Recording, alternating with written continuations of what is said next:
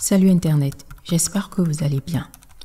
Une campagne de pub de la marque Balenciaga, publiée à la mi-novembre, montrait des enfants tenant des sacs en forme d'ours en peluche vêtus de ce que certaines personnes qualifiaient d'équipements de bondage.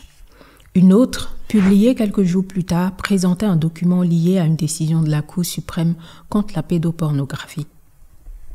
Cette campagne a provoqué un tollé sur le net et obligé la marque Balenciaga à abandonner l'utilisation de ces images-là. La réaction contre les images a été rapide avec le hashtag Cancel Balenciaga, hashtag Boycott Balenciaga sur les réseaux Twitter et TikTok, et beaucoup ont accusé la marque et son directeur créatif Demna de pédophilie, de tolérance envers l'exploitation des enfants et envers la pédocriminalité. Dans cette vidéo, j'aimerais que nous analysions ensemble cette polémique en dehors des considérations morales et artistiques. Alors, c'est qui les protagonistes de toute cette histoire?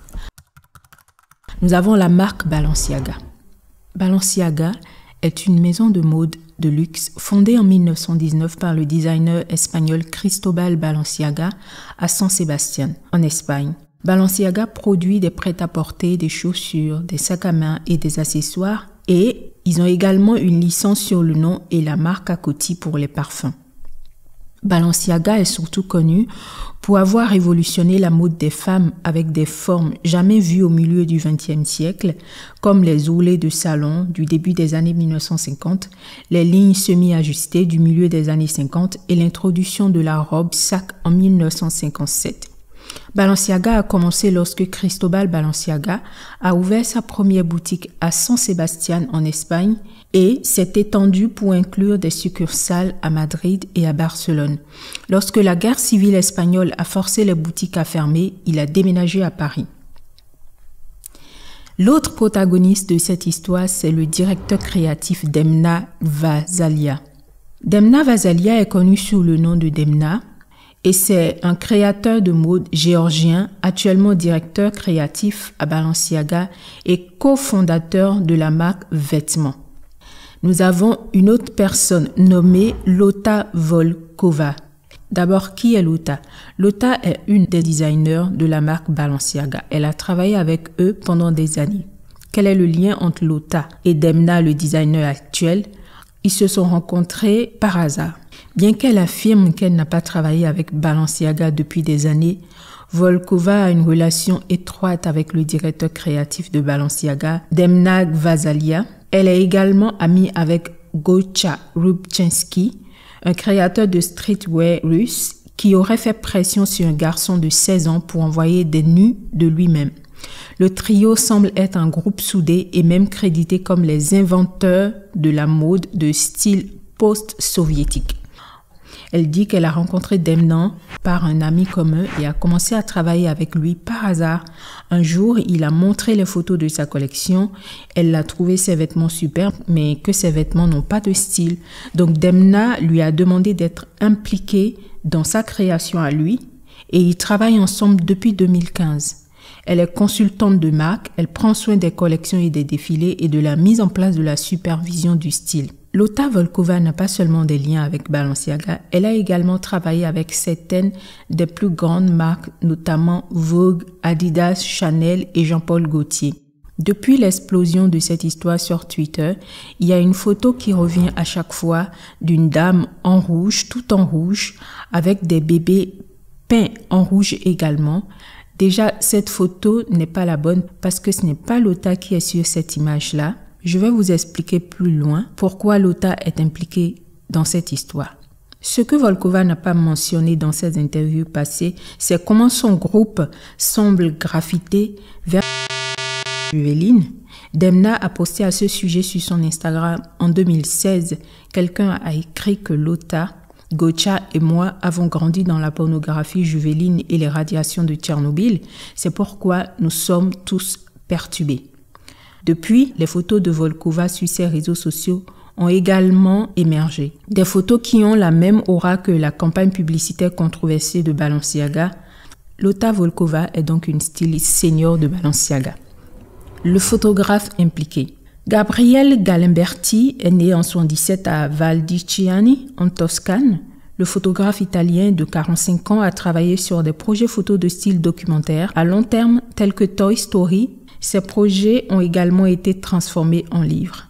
Galimberti a déjà été présenté dans des publications très médiatisées telles que National Geographic, The Sunday Times, Stern, Géo, Le Monde, La Repubblica et Marie Claire. Il est également récipiendaire du prix World Press Photo 2021 dans la catégorie Portrait Story pour son projet de Ameriguns. L'autre personne impliquée, en tout cas la personne morale impliquée, c'est la société de production North Seas Inc. North Seas Inc. est une société de production internationale avec des bureaux à Los Angeles, New York, Londres, Paris, Milan, Madrid et Amsterdam. Il se présente comme un collectif mondial très acclamé des producteurs, des créateurs de contenu et de penseurs, entre guillemets, avec 20 ans d'expérience.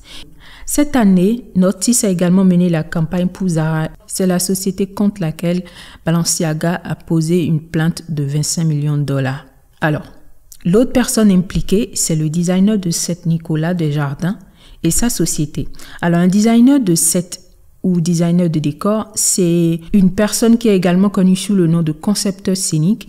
Cette personne est responsable de la conception du paysage et plus largement l'environnement artificiel dans lequel une scène, un film, une photo se déroule. Quelles sont les choses sur cette campagne de photos qui ont choqué les gens et qui ont provoqué le tollé? Parce que lorsqu'on prend les photos, on se demande qu'est-ce qu'il y a sur les photos qui pose problème. Différents points sont à évoquer ici. Nous allons commencer par parler des nounours en relation avec le panda Eyes. Les nounours sont des jouets d'enfants avec de l'affect attaché à eux. On peut dire que cela représente les enfants. En plus d'être câlins et mignons, ils offrent un amour inconditionnel, une assurance, une sécurité et une compagnie. De nombreux adultes ont encore de bons souvenirs de leur propre ours en peluche qu'ils aimaient quand ils étaient enfants. Ils nous donnent quelque chose à câliner et généralement tous les ours en peluche ont l'air adorables et mignons. Même s'ils ne sont pas des êtres vivants, un ours en peluche rayonne d'amour et de compassion. Certaines personnes adultes aiment leurs ours en peluche à cause de cette sensation réconfortante qu'elles en tirent. Lorsqu'un bébé se sent stressé et doit être apaisé, les parents peuvent fournir l'ours en peluche comme un objet réconfortant. Vous devez sûrement avoir un ours en peluche préféré ou connaître quelqu'un de très proche de vous qui a un doudou ou un ours en peluche. Et donc, ce sont les jouets préférés des enfants, en tout cas de certains enfants, et ils occupent également un rôle important dans le développement de l'enfant. Au cours de la moitié du Xe siècle, les idéologies de l'enfant et les animaux comme des êtres sensibles se sont incarnées dans l'ours en peluche, qui à son tour est devenu représentatif de l'innocence de l'enfance blanche. Nous pouvons donc dire que les ours en peluche, dans certains contextes, représentent les enfants et c'est ce qui rend le reste de ces images violentes et problématiques. Je voudrais que vous gardiez très bien en tête cette présentation en lien avec la présence des ours en peluche dans cette campagne et de la manière dont ces ours en peluche-là ont été présentés. Pourquoi l'attention a été focalisée sur les ours en peluche? Alors, quand ces ours en peluche sont représentés de la manière dont ils ont été représentés dans cette campagne de photos, ça pose problème. Point numéro 1, le panda eye. Trigger warning. Alors, les points que je vais développer prochainement sont des points vraiment très violents. Donc, je vous suggère, si vous êtes sensible à la question des violences sur les enfants, j'espère que tout le monde l'est, quoi. Soyez prévenus que on va évoquer des termes et des situations très violentes dans les prochaines minutes. Le panda eye, c'est quoi? Le panda eye, c'est quand les vaisseaux sanguins explosent dans les yeux des enfants qui ont eu à subir des violences sexuelles, notamment la pénétration. Comme leur corps ne peut pas endurer ce genre d'acte et que c'est comme les battre ou les poignarder, le corps de l'enfant souffre. Des artistes ont déjà utilisé le panda eye comme esthétique. On ne sait pas si c'est pour dénoncer ou c'est pour parler ouvertement de leur affiliation au réseau de pédocriminels. Par exemple, on a Rammstein, qui est un groupe de rock, qui a utilisé cette imagerie-là dans un de ses clips où on peut voir des enfants avec le panda eye enfermés dans des cages détenues, ce qui suppose une situation de kidnapping, de violence, etc., etc. Nous avons la chanteuse Lady Gaga qui a porté ce maquillage-là à plusieurs occasions de manière publique et on se demande est-ce qu'elle connaît la signification de ce maquillage-là, est-ce qu'elle est consciente de ce que ça dit ou elle s'en fout ou alors elle n'est pas consciente de ça et que c'est par rapport à l'animal panda qu'elle a fait ce choix-là. Le deuxième point qui a posé problème sur cette campagne, c'est le bandage sur les ours en peluche. Le bandage est une pratique sexuelle sadomachiste dans laquelle un des partenaires est attaché. Outre les cordes permettant de ligoter son partenaire, le bandage fait appel à toutes sortes de moyens pour humilier, faire souffrir et faire subir toutes sortes de violences psychologiques et physiques à un partenaire consentant. C'est une pratique qui concerne des adultes qui savent a priori ce qu'ils font, sur pourquoi ils ont signé et qui ont donné un consentement clair et volontaire pour ce qui va leur être infligé. Les objets impliqués sont donc des colliers de soumission, des harnais, etc., etc. Et faire porter ce genre d'objet à une représentation de l'enfant est effectivement violent et incompréhensible.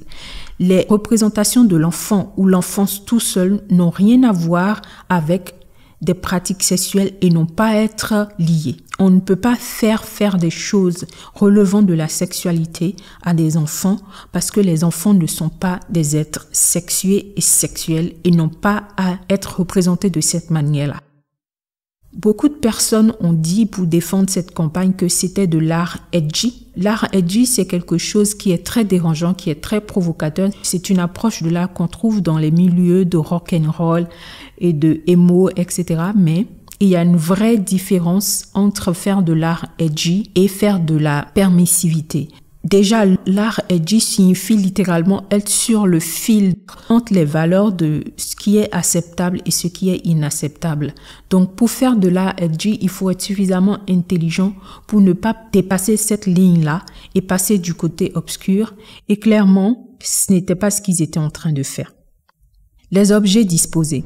Alors, beaucoup de personnes ont eu des problèmes avec les objets qui étaient disposés dans la photo. Notamment, ils avaient des colliers de chaînes. Au mur des dessins du diable, il y avait des dessins très colériques d'enfants. Quelqu'un a également remarqué une bougie goutte à goutte fétiche. En fait, une bougie goutte à goutte fétiche, c'est toujours des objets qui sont dans la pratique du BDSM. Et donc, il y avait trop d'éléments sexuels présents sur ces photos-là. La disposition des objets. Certaines personnes ont également pointé du doigt la manière dont les objets étaient disposés, comme s'il s'agissait d'une offrande, notamment dans les cultes de satanisme, etc., etc. Ce qui est discutable parce que quand on revient à la pratique du photographe et de la manière dont ces photos étaient présentées, il y a une certaine concordance et on a plutôt l'impression qu'ils se sont inspirés de la manière dont le photographe a exécuté sa dernière série de photos sur les enfants et leurs jouets. Ils s'en sont inspirés pour faire cette campagne de photos-là. Beaucoup revenaient à tout prix sur les dessins sur le mur. Il y a même des psychologues et des psychiatres d'enfants, des pédopsychologues en ligne qui ont zoomé sur ces photos et qui ont fait une analyse de ces dessins et qui ont expliqué qu'il y a beaucoup de colère, de frustration et de désemparement dans les dessins qui étaient faits. La deuxième photo qui a provoqué la polémique, c'est sur la liberté d'expression.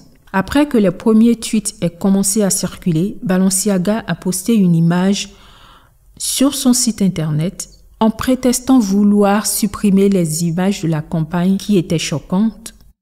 Ils ont choisi de poster une image qui a également provoqué un tollé. Beaucoup de personnes en ligne ont perçu cette seconde image comme une provocation et un moyen de se moquer de l'indignation des internautes et c'est ce qui a mis le feu aux poudres. Il s'agit de cette image-ci. En fait, sur cette image, il y a un sac en collaboration avec la marque Adidas sous lequel est disposée une décision de justice. Le document juridique présenté dans la séance photo était un extrait d'une analyse présentée par le feu juge Antonin Scalia. Il a mentionné que la pornographie virtuelle ou le sexe entre les acteurs d'appartenance jeunes n'était pas interdite en vertu de la loi fédérale selon laquelle les activités relatives à des matériaux constituant ou contenant une pornographie de l'enfant Donc, ils ont le droit d'utiliser des images de sexualisation d'enfants s'ils le désirent et que c'était constitutif de la liberté d'expression. Je voudrais qu'on prenne une pause ici pour se poser la question logique du bien pensé de cette décision. Sans considération de morale ou de religion, même si la justice le dit, pourquoi sexualiser des enfants quand on sait que la pédophilie, c'est du sadisme sur des êtres innocents et fragiles au possible? On peut se demander à quoi il pensait, à quoi pense Balenciaga, pourquoi aurait-il inclus ce document sur cette photo promotionnelle / publicitaire dans une campagne qui comprenait également des petites filles tenant des ours en peluche avec des équipements BDSM. Ils ont prétesté pour répondre à ça qu'il s'agit d'éléments restants d'une précédente campagne qui avait eu lieu dans les locaux qu'ils ont utilisés pour faire ce shooting-là, ce qui est assez drôle et arrogant, je trouve, parce qu'ils n'ont pas pu apporter la preuve du shooting dont il s'agit. Élément suivant, les livres dans le décor. Après le problème avec cette photo, ils ont ensuite changé les images sur leur site internet et comme tout leur travail est apparemment teinté de sexualisation et de sadisme impliquant des enfants, dans le décor de cette nouvelle photo, les internautes ont pu découvrir d'autres symboles dérangeants. La photo qui pose problème cette fois-ci, c'est une photo qui présente l'actrice française Isabelle Huppert posant dans un bureau de Manhattan avec une pile de livres derrière elle.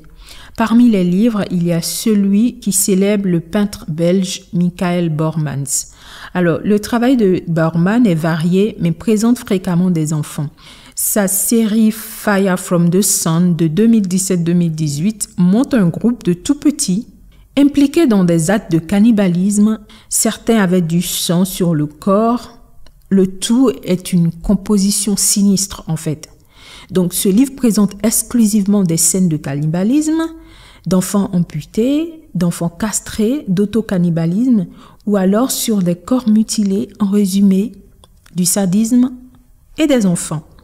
Sur une autre image, on a un diplôme d'honneur encadré au nom d'un violeur d'enfants. En effet, les utilisateurs de Twitter ont encore trouvé un autre élément qui est un certificat de diplôme encadré au nom de John Philip Fisher, un homme de 80 ans impliqué dans un cas de viol d'enfant. Alors, je vous présente cette photo. C'est un mannequin au nom de Kadim qui se tient dans un espace qui a l'air d'être un bureau. Et dans l'arrière-plan, on a ce cadre-là qui contient un certificat au nom de ce violeur-là, John Philip Fisher. Et on se dit pourquoi est-ce que on met carrément en display un diplôme au nom d'un violeur d'enfant qui a abusé d'un enfant membre de sa famille.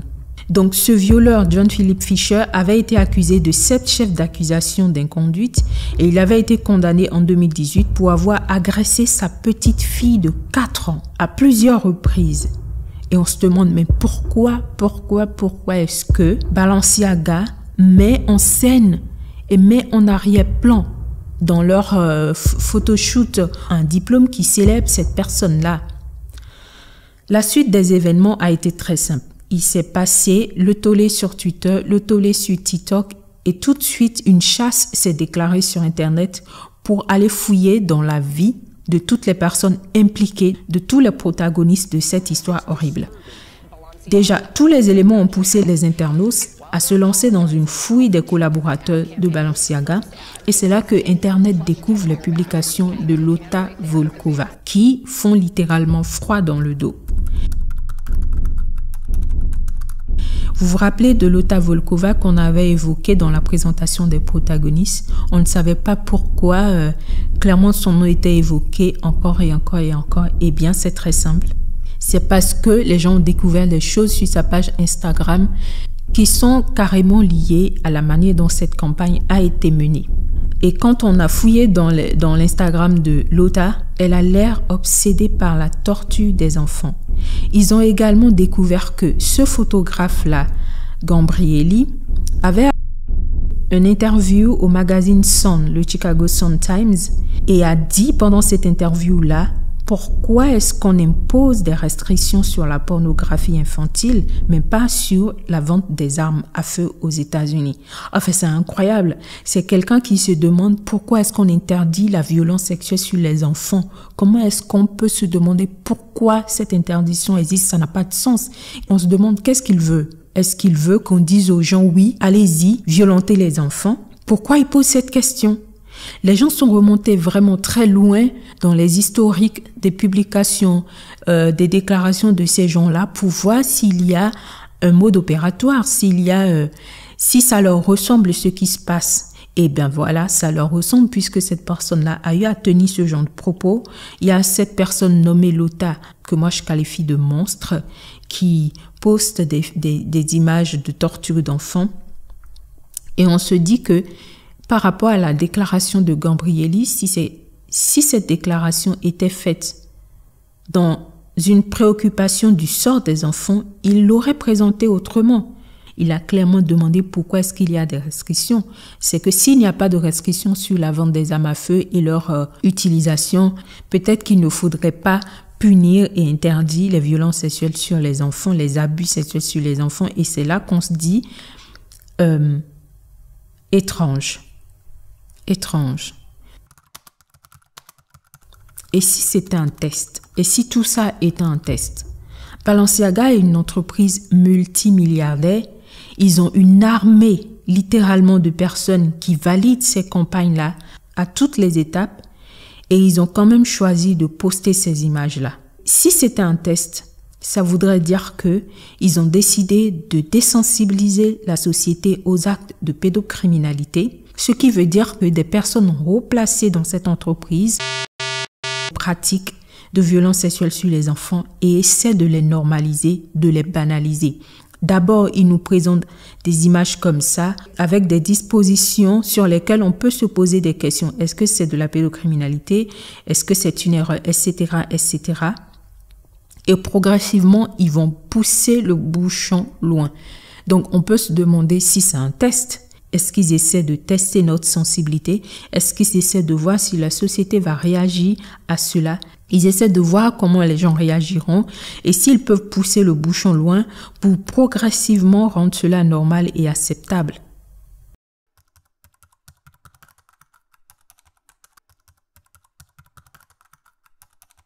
En ce qui concerne l'essai de normalisation des actes pédocriminels, je voudrais rappeler historiquement qu'en France, un groupe comporté de Simone de Beauvoir, etc., ont voulu inclure la pédocriminalité dans le groupe des LGBTQ+, comme une orientation sexuelle. On a des personnes comme Jean-Paul Sartre, Roland Barthes, Simone de Beauvoir, Gilles et Fanny Deleuze, Jacques Lang, alors ce nom, ça a dû vous faire tilter, Bernard Kouchner, André Glucksmann, François Châtelet, etc., etc. Et ils faisaient tous partie d'un groupe de 69 intellectuels français qui, aux côtés du fameux infamous, comme on dit, écrivain Gabriel Matzneff et du romancier journaliste à Libération et membre fondateur du Front homosexuel d'action révolutionnaire Guy Hockenghem, ont signé une tribune publiée le 26 janvier 1977 pour défendre des pédocriminels. D'abord dans Le Monde, puis dans Libération, pour défendre 3 hommes incarcérés depuis plus de 3 ans pour avoir abusé sexuellement d'enfants. Ils défendaient Bernard Desjager, Jean-Claude Gallienne et Jean Burkhardt, qui arrêtés à l'automne 1973 pour violences sexuelles sur des mineurs de moins de 15 ans. Ces 3 gardes comparaissaient les 27, 28 et 29 janvier 1973 devant la cour d'assises de Yvelines. Ces personnes-là, ce groupe de personnes-là, se sont rassemblés pour signer un document en demandant la libération de ces 3 agresseurs-là. Et là, on se demande à quoi ils pensaient. Et leur argument ultime était que la violence sexuelle sur des enfants est une orientation sexuelle. Pour l'instant, on n'est pas très avancé dans cette voie de la libération. On est encore très loin. Il existe encore des lois qui répriment certaines formes de relations amoureuses, par exemple entre majeurs et mineurs, ou dans d'autres cas encore. Il existe par ailleurs un système général de répression qui est toujours en place. Quant à l'avenir, bon, moi j'ai une opinion sur l'avenir, mais elle est peut-être un peu brutale. Je pense qu'à l'avenir, c'est à la partouze généralisée, effectivement. Il y a par exemple des enfants qui adorent les vieillards, y compris sexuellement. Mais si on parle de l'avenir qu'on souhaite, en tout cas, on peut dire qu'on espère qui tend à une mixité croissante, à des relations de plus en plus mixtes, c'est-à-dire à des relations entre enfants et adultes. Et nous pouvons remarquer dernièrement que les tentatives de normalisation de la pédocriminalité ont repris avec un groupe nommé Minor Attracted Person, qui signifie littéralement personnes attirées par les mineurs, qui se disent membres des LGBTQ+, et qui veulent vivre leur soi-disant amour de bébé au grand jour. Je vais vous lire ici le texte d'une pétition sur la non-inclusion des pédophiles au sein des LGBT par Fournier Adsawi Georgievic Association. Ce groupe Minor Attracted Person ont essayé d'ajouter la lettre P au sigle LGBT. Alors, la communauté MAP-NOPAB, qui est la version française du groupe Minor Attracted Person, essaie de toucher le cœur des gens en prétendant que les pédophiles sont des marginalisés incompris et que tant que leur attirance pour les enfants n'est pas prise en compte, ou dans certains cas, lorsqu'ils obtiennent la permission de l'enfant, ils ne devraient pas être méprisés. Alors, je voudrais m'arrêter un instant pour parler de consentement. Un enfant ne peut pas donner de consentement. Un enfant ne peut pas donner de consentement. Un enfant ne peut pas donner de consentement. Un enfant ne peut pas donner de consentement. Je continue avec le texte écrit par le collectif qui essaie de faire une pétition contre eux. Alors, ce que le texte dit, c'est que dans la communication des MAP-NOPAB, ils veulent rendre naturel le fait d'être pédophile et de toucher des enfants, et ce ne sera plus considéré comme un crime, mais comme un droit légal. De nombreux blogs existent sur Tumblr, le réseau, montrant le soutien aux MAP, affirmant qu'ils devraient faire partie de la communauté LGBT et tentant de créer des espaces sûrs pour ces minor attracted persons, etc. Le blog Pédophile About Pedophilia présente également de nombreuses histoires de pédophiles marginalisés, entre guillemets, dans des jolies couleurs pastel, affirmant qu'ils ne veulent pas faire de mal et qu'ils veulent juste être aimés comme tout le monde, comme le montrent les titres Why Pedophilia and Pedophile are not at risk to children. Littéralement, pourquoi est-ce que les pédophiles et la pédophilie ne sont pas des dangers pour les enfants? On a également des titres comme Grandir en tant que pédophile ou comment est-ce que j'ai fait mon coming out en tant qu'un anti-contact pédophile à la femme que j'aime? À vomir. Ce changement de nom semble suivre la tendance libérale de rebaptiser les choses en leur donnant des noms plus politiquement corrects. C'est-à-dire qu'on prend des événements, des actes horribles et on leur associe des noms élégants, des noms complètement dénués de sens de ce qui se passe en réalité pour les faire accepter à la société, pour désensibiliser la société aux actes que ça implique en réalité. Je continue avec ce texte. Il est donc important d'anéantir cette idéologie pour les enfants et les générations futures. Imaginez-vous dire plus tard à vos enfants qu'il soit normal qu'ils se sont fait toucher ou agresser sexuellement et qu'ils ne peuvent pas porter plainte pour ces actes pour cause de normalité.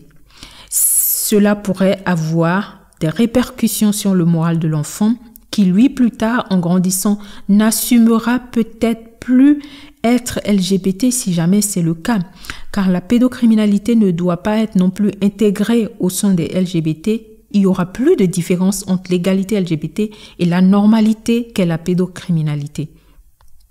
Toutes ces justifications, toutes ces argumentations que formulent les agresseurs d'enfants, en fait, ils nous apparaissent comme de simples faux semblants, comme des arguments de couverture qui ne peuvent sérieusement convaincre qui que ce soit quand on est sain d'esprit. En réalité, certains psychiatres affirment qu'il est toujours surprenant d'entendre en psychothérapie les pédophiles se justifier et surtout essayer de convertir le thérapeute à leur façon de voir les choses. Ils sont, perversion oblige, hautement des manipulateurs parce que c'est ce que c'est. C'est de la perversion qui fait mal, qui détruit des êtres humains et quel être humain les plus fragiles au possible. Les traiter de malades mentaux, c'est les déresponsabiliser des actes qu'ils posent, parce que ce sont des actes de perversion. Lorsque les pédocriminels font référence à la science, ils font recours à toutes sortes d'arguments prétendus scientifiques et philosophiques pour justifier leur jouissance perverse. Donc, c'est inacceptable que les gens essayent de normaliser la pédocriminalité. Si on reste dans l'hypothèse que ceci est un test, ça veut dire que Balenciaga, comme on l'avait dit plus tôt, essaie de désensibiliser pour normaliser.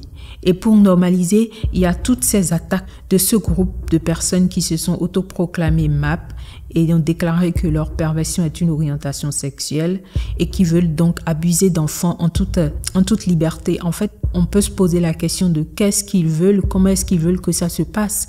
On les laisse aller attendre à la sortie des écoles, kidnapper les enfants et après les laisser sortir pour les renvoyer à leurs parents et qu'ensuite les parents s'occupent de ces enfants-là pour les soigner. Et que ces enfants-là soient détruits pour le reste de leur jour. Parce que quand on me dit que c'est une orientation sexuelle, moi je me demande comment est-ce qu'ils voient ça. Je voudrais vous rappeler qu'il y a des bébés de 1 mois, de 2 mois, de 2 semaines qui sont vus par des gens. Et donc, quand on appelle ça orientation sexuelle, qu'est-ce qu'on veut que les gens disent? C'est-à-dire que quelqu'un vient t'aborder avec ton bébé dans ta poussette et te dit « Je voudrais avoir des relations avec ton bébé ». Qu'est-ce que les personnes sont censées faire? Donner leur bébé à des violeurs, à des pervers? Donc, quand on me dit que ceci est une orientation sexuelle et qu'on essaie de normaliser ça, quand ils se projettent, qu'est-ce qu'ils voient en fait? Qu'est-ce qu'ils voient? Et le fait que ces personnes-là ont de plus en plus de voix, plus en plus de courage pour se montrer au grand jour, pour participer aux manifestations des LGBTQ, pour participer à la Gay Pride, etc. En essayant de désensibiliser les gens à ce qu'ils font, on se pose la question, mais qu'est-ce qui se passe?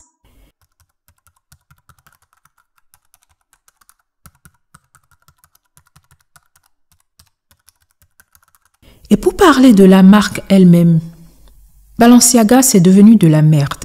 Quand on remonte dans le temps et qu'on va voir les modèles de patrons, les robes, les vêtements, tout ce que Cristobal avait fait dans le temps, l'éthique qu'il avait par rapport à sa compagnie, l'éthique qu'il avait par rapport à ce qu'il proposait comme vêtements, la classe, l'intelligence, le style, la beauté de ce qu'il présentait, on se rend compte que c'est devenu de la merde et c'est devenu une entreprise sans âme parce que il ne s'intéresse plus forcément à la création de la mode, à la création du beau et de l'embellissement du corps humain. Il s'intéresse uniquement à faire de l'argent. Ils utilisent la provocation et les polémiques comme outils de marketing. Comme exemple, je voudrais rappeler ces chaussures-là, qui sont des chaussures de la marque Balenciaga, qui sont fabriquées avec des bouteilles en plastique écrasées, attachées à des cordes de sandales, qui sont clairement une reprise, une appropriation des chaussures qui sont utilisées dans des pays pauvres par des personnes qui ont bricolé quelque chose pour protéger leurs pieds. Et on sait que pendant des années, des images de ces chaussures-là ont été utilisées dans des campagnes par des organisations internationales pour demander qu'on apporte leur appui à certaines situations dramatiques dans certains pays. Et donc, ce styliste-là, Demna, clairement une personne née avant la honte, a simplement copié le malheur d'autrui, la détresse d'autrui, la misère d'autrui et l'a ramené dans la fashion comme si c'était un moment d'épiphanie. Vous voyez, il y a également eu les chaussures Destroy de Balenciaga qui sont en fait, pareil, une reprise des chaussures de personnes pauvres, de SDF, des personnes dans des milieux misérables, etc., etc. Et ils ont dit que c'était pour montrer à quoi ressemble une chaussure qui a été utilisée jusqu'à l'usure et même après. Pareil, on se dit, pourquoi est-ce que vous voulez désensibiliser les gens à ce qui est inacceptable, à ce qui est considéré comme dramatique? Ils essaient de désensibiliser la société à la pauvreté, à la misère. Eux, ils peuvent le prendre, le ramener dans leur milieu et transformer cela comme un objet de luxe. On se dit, mais c'est quoi le message de cette compagnie aujourd'hui?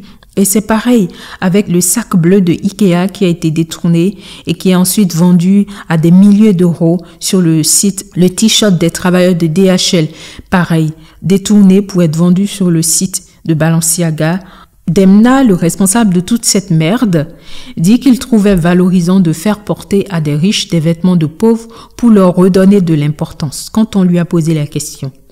Et que c'est une inspiration qui lui vient de l'approche artistique de l'artiste Deschamps.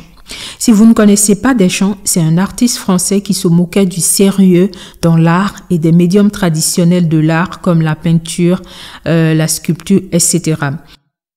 En fait, sa réponse est complètement hypocrite et sans valeur parce que c'est comme si les pauvres avaient besoin de ça pour être conscients de leur propre valeur intrinsèque. Cela démontre d'abord d'un mépris de classe et du caractère arrogant de l'individu, du piédestal sur lequel toute cette communauté-là s'est auto-érigée et de la manipulation qu'ils exercent sur le reste de leurs suiveurs, de toutes ces personnes-là qui sont fascinées par la mode. Et quand on revient au sac Ikea à 1000 €, en plein post-Covid où les gens n'arrivaient plus à joindre les deux bouts, le sac Chips Lay, etc., qui sont vendus à des milliers d'euros. Ces gens-là, ils se foutent en fait complètement du reste du monde et que ce qu'ils font, ils le font pour s'exciter entre eux, se valoriser entre eux, tout ce qu'ils peuvent faire pour se sentir plus important que les autres personnes en fait. Ça nous ramène à l'intention derrière la mode, derrière la création. Les vêtements dans le secteur de la mode peuvent coûter jusqu'à 25 000 €, 30 000 €, 100 000 € la pièce. Sinon plus, quand au fil du temps, ça devient des objets d'art, de collection, ça peut partir jusque dans le million d'euros. Donc, il faut savoir que les gens qui s'habillent auprès de ces marques-là, c'est d'abord des gens qui sont hyper riches et qui veulent accéder à des objets auxquels le commun des mortels ne peut pas accéder.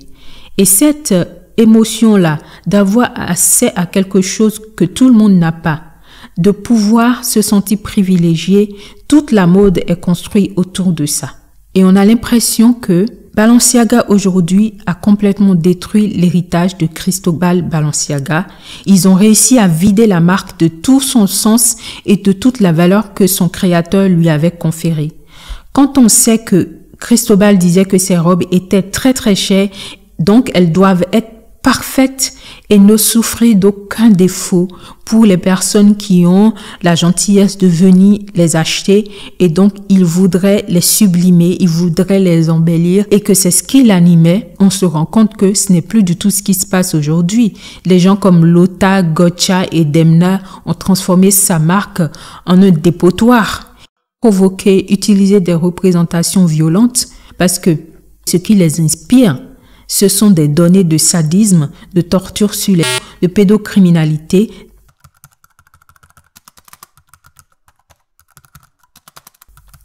Aujourd'hui, Balenciaga appartient au groupe Kering, qui appartient au multimilliardaire français François Pinault, et il détient également les marques Balenciaga, Bottega Veneta, Gucci, Alexander McQueen, Yves Saint Laurent, etc. Ceux qui décident de boycotter sur Twitter, sur TikTok, devraient étendre leur action et leur boycott à toutes ces marques-là.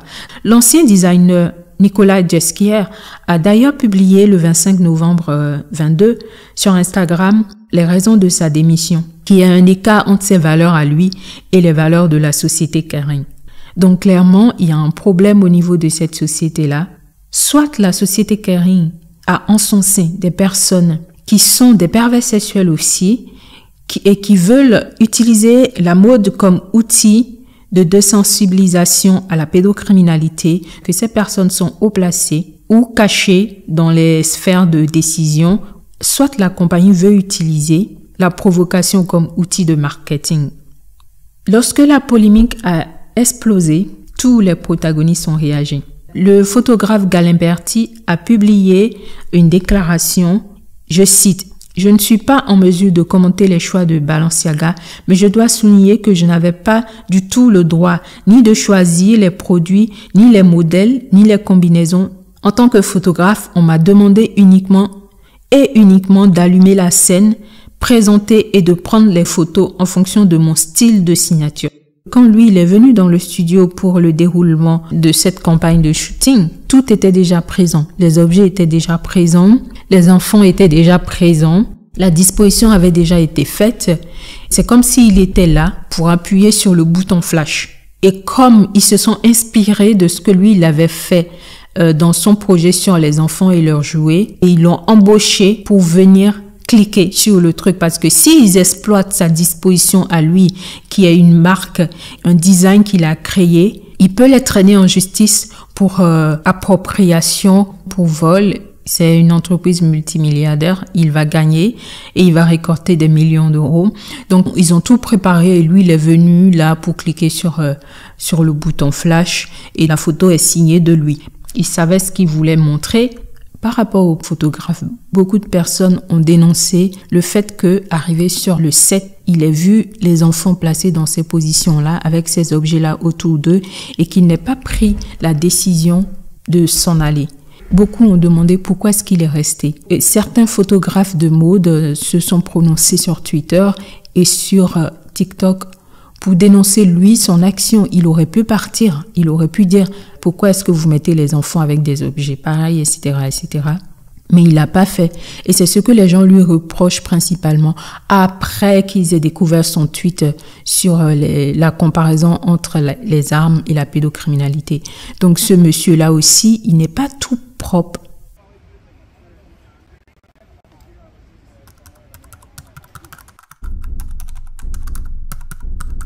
Les Américains font, don't forget to subscribe. C'est important de s'abonner. C'est important de s'abonner. C'est important de s'abonner.